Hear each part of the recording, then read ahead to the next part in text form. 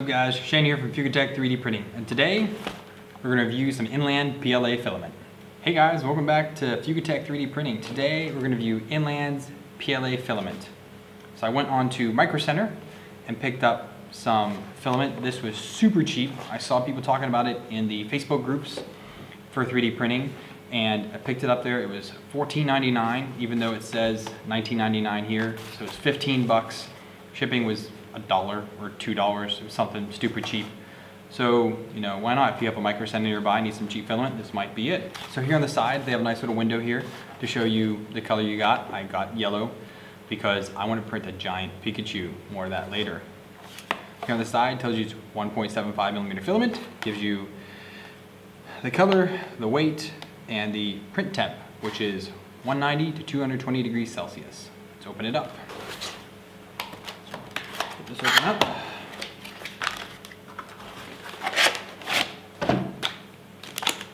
Here it is, super plain roll. Tells us 1.75, so this is the exact same sticker that's on the side, and it's on both sides. Up top is PLA Y, so I'm guessing PLA yellow, and then some other numbers, don't know what that means. It is vacuum sealed, which is the way we like to see it, real nice and tight, and there is a silica gel packet in the middle. So let's open it up. And to open these things up, you need a really big freaking knife, because why not?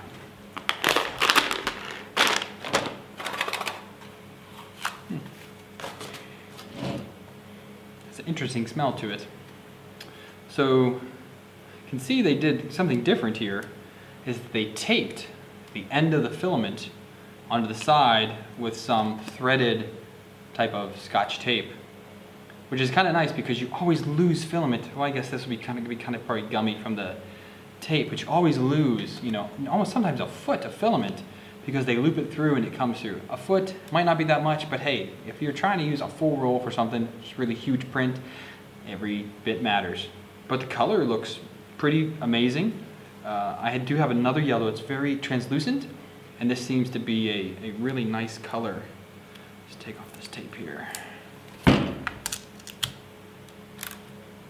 They did kind of like dog ear it down into there, and that's how they did it. This is wrapped around this one a few times. So yeah, this is a great color. Very strong. I'd almost call it like a sunshine yellow, I guess.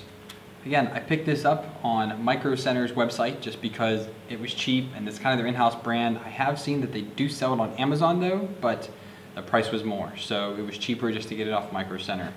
I did have to wait a little bit longer for shipping because I was Amazon Prime member, so get things in 2 to 3 days, but hey, why not save a couple bucks and wait a few extra days? I'm not hurting for it. So today we're going to be printing some big things with this. I have a full roll. I've seen Joel's giant Pikachu that he printed, hollow with 3 perimeters. I'll put a link for that above, below, somewhere. We're still figuring this YouTube thing out. So I'll put that out there. We're going to print that. We're also going to print a couple small things. I like to print the fossil fish. I might print a snakies or something, but we'll see how it prints. So let's do a time lapse.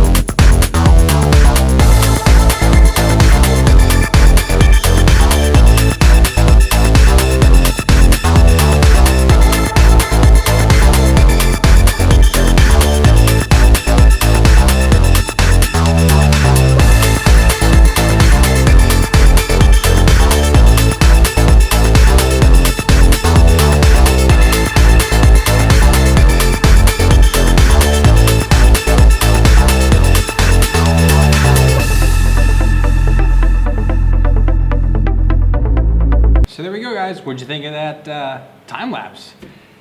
I'm not quite too terribly happy with it though, because it seems once it got way down there, really couldn't see much of it anymore. So I need to figure out another way to do time lapses for really big prints. So if you have any suggestions, please leave them down in the comments. I'm open for anything. And I do have another mount for the 2020 extrusion on the FT5 that I'm going to be trying out with a couple arms as well, trying to keep it even with the nozzle, kind of like how you would see how people do them with the Ultimaker 2s. But I know you guys want to see the print. Let's take a look at it. So here it is. Ha! Just kidding. This is a 100% scale model printed on my Fugatech FT5 with the Inland Orange PLA. And it came out literally perfect. There were no issues whatsoever, no overhang issues, no stringing between, the tail and the body, no stringing between the ears. This literally came off the build plate. This is the way it is. It's the way you're seeing it right now. So a great, great print. But I know you wanted to see the big one. Here it is. This thing is massive. Like, its ears top of my head, and it comes down to nipple height from my top of my head. Like, this thing is huge. It's super light. Okay, this is 600% scale from this little guy. 600%. So huge. 3 perimeters, 0 infill, no cooling fan. So no cooling fan. A lot of people said that my ears are gonna fail. No, ears came out perfectly. Those were not the issue with this. The issues were on the bottom here. There's this pretty extreme overhang on the very bottom of his belly. And I did get a little bit of stringing here simply because it could not adhere to the previous layer well enough without the fan. I'm gonna blame a fan because clearly leveling was not my problem, as this came out absolutely stunning. So I did have this. And then here up top, I have 2 little bubbles. I'm not quite sure what these bubbles were caused from, but they are the only other blemish on this. I mean, the ears came out great. The tail came out great. It's really, really strong with 3 perimeters. I could break this, but just to show you the flex is not a terrible lot. Yeah, I could bust it, but I'm not gonna do that. One issue I do have, and I've had this on all my prints, and so it's not this filament, but I'd like to talk about it real quick, is on here. So right here, I get this, beading, nippling, I don't know what people are calling it, but so when my nozzle comes around to start a new layer, it extrudes filament and then starts. Well, as it extrudes the filament at that point, it oozes out just a little too much filament before it can actually start moving, so we get these little bubbles. I don't know why that is. Here's a little bit of a closer look. I don't know if you're gonna be able to see that, but it's right down the middle. And I only got this here on the tail because the layers started here in the middle. But again, this is not the filament's fault. This is purely my settings in Simplify 3D. I don't know how to counteract that. I don't know if it's my retraction settings or what it is, but this is another thing that, hey, if you know how to counteract this so I don't have it anymore, please, leave some comments down in the comment section and let me know, how I can stop this from happening. So this was really fun to watch print. This took 12 hours and 1 minute to print per Simplify 3D. And even the eyes, I was really, really, really worried about the eyes because this is this is a 90-degree overhang here, and it printed it without issue. Again, this is with no cooling fan. This filament printed absolutely fantastic. The color is brilliant. This is a true, true yellow, and I am super, super happy with this. So as I said before, I like to print the fossil fish. It's a really fun print. My kids love it. They make fantastic gifts. So, why not? Let's go ahead and print one, and here's a time lapse for it.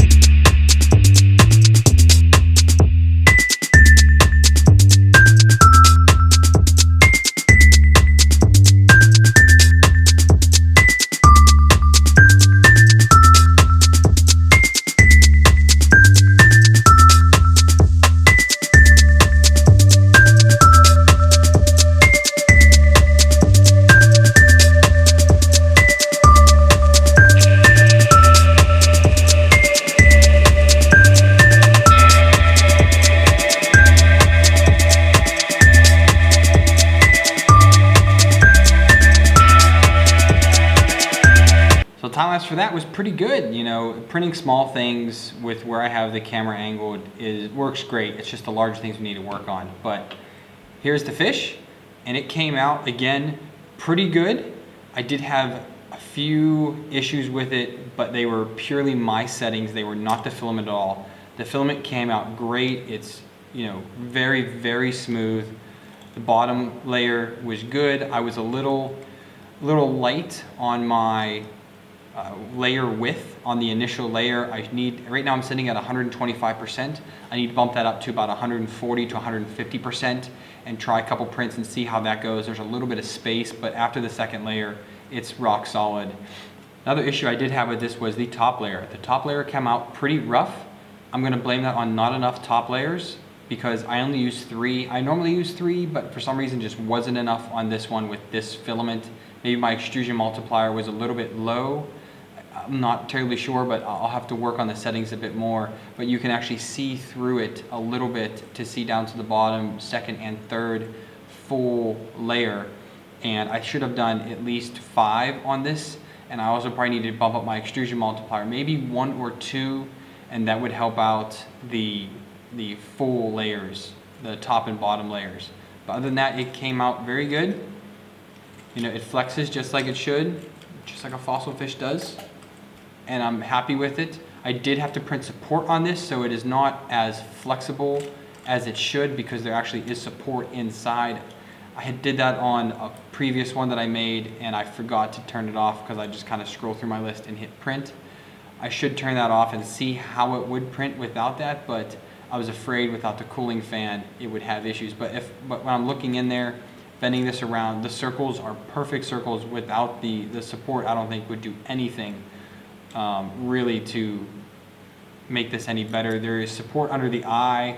I do like having that there because that recess, it prints basically in thin air, which is not the best. It's not the best at all. So, but that's what happens. You know, you do need some support under the eye, but the rest of it doesn't need support.